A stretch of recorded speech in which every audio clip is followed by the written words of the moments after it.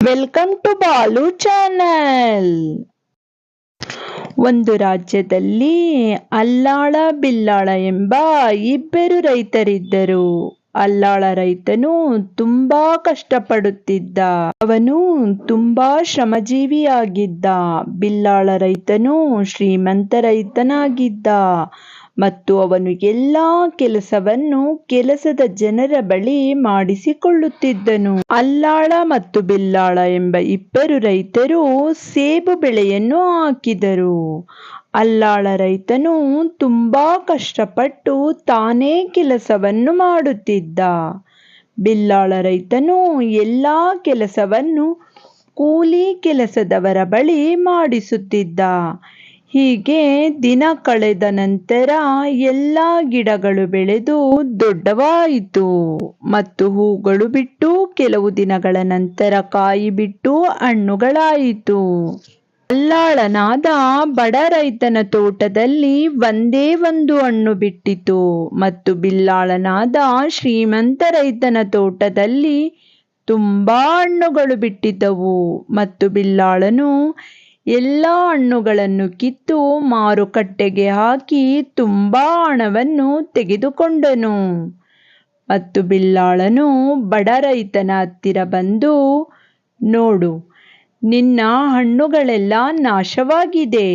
ನಾನು ತುಂಬಾ ಹಣ್ಣುಗಳನ್ನು ಬೆಳೆದಿದ್ದೀನಿ ಮತ್ತು ಅದರಿಂದ ತುಂಬಾ ಹಣವನ್ನು ಗಳಿಸಿದ್ದೀನಿ ಎಂದು ಜಂಬ ಕೊಚ್ಚಿಕೊಳ್ಳುತ್ತಿದ್ದ. ಬಡ ರೈತ ನಿರಾಸೆಯಿಂದ ಹೊರಟ. ಒಂದು ದಿನ ಬಡ ರೈತ ತನ್ನ ಹೊಲದ ಬಳಿ ಯೋಚಿಸುತ್ತಾ ನಿಂತ. ನನ್ನ ಎಲ್ಲಾ ಹಣ್ಣುಗಳು ನಾಶವಾಗಿವೆ, ಒಂದೇ ಒಂದು ಹಣ್ಣು ಮಾತ್ರ ಬೆಳೆದಿವೆ ಮತ್ತು ಇದನ್ನು ಯಾರಿಗೆ ಕೊಡುವುದು? ಇದು ತುಂಬಾ ಅಮೂಲ್ಯವಾದ ಹಣ್ಣು, ಇದನ್ನು ಯೋಗ್ಯರಾದವರಿಗೆ ಮಾತ್ರ ನೀಡಬೇಕು ಎಂದು ಯೋಚಿಸುತ್ತಾ ಕುಳಿತ. ಮತ್ತು ತಲೆಗೆ ಹೊಳೆಯಿತು, ನಮಗಾಗಿ ಮತ್ತು ನಮ್ಮ ರಾಜ್ಯಕ್ಕಾಗಿ ದುಡಿಯುತ್ತಿರುವ ನಮ್ಮ ರಾಜನಿಗೆ ನೀಡೋಣ, ಇದು ಅವರಿಗೆ ಮಾತ್ರ ಸಲ್ಲುವುದು ಎಂದು ಯೋಚಿಸುತ್ತಾ ರಾಜನ ಬಳಿ ಬಂದ. ಮಹಾರಾಜರೇ, ಇದು ತುಂಬಾ ಅಪರೂಪವಾದ ಹಣ್ಣು ನಮ್ಮ ತೋಟದಲ್ಲಿ ಬೆಳೆದಿದೆ ಮತ್ತು ಇದು ಯೋಗ್ಯವಂತವರಿಗೆ ಮಾತ್ರ ತಿನ್ನುವುದು ಮತ್ತು ಈ ಹಣ್ಣು ನಿಮಗಾಗಿ ತಂದಿರುವೆ, ತೆಗೆದುಕೊಳ್ಳಿ ಎಂದು ಪ್ರೀತಿಯಿಂದ ಕೊಟ್ಟರು.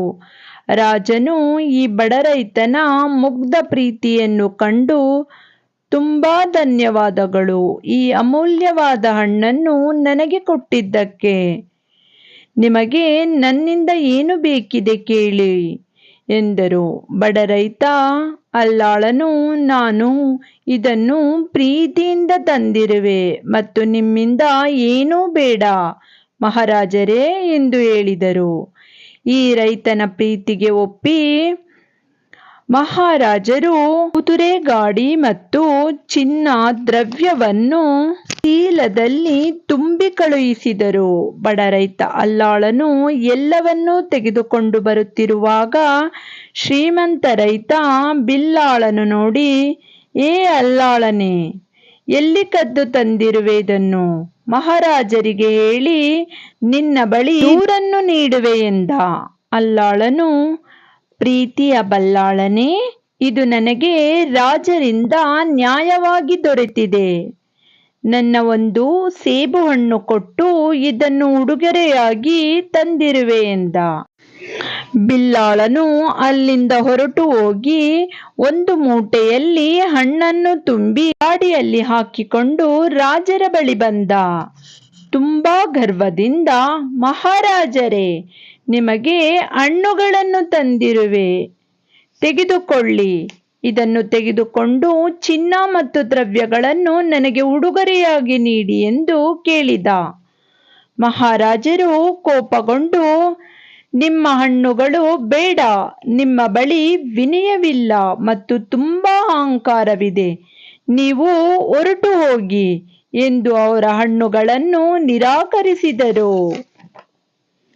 ಮತ್ತು ಬಿಲ್ಲಾಳನು ಬೇಸರದಿಂದ ಬಂದ ದಾರಿಗೆ ಸುಂಕವಿಲ್ಲವೆಂದು ಹೊರಟು ಬಂದರು. ಈ ಕಥೆಯ ಸಾರಾಂಶ: ಕಷ್ಟಪಟ್ಟರೆ ಒಂದಲ್ಲ ಒಂದು ದಿನ ಪ್ರತಿಫಲ ದೊರೆಯುತ್ತದೆ. Please subscribe my channel.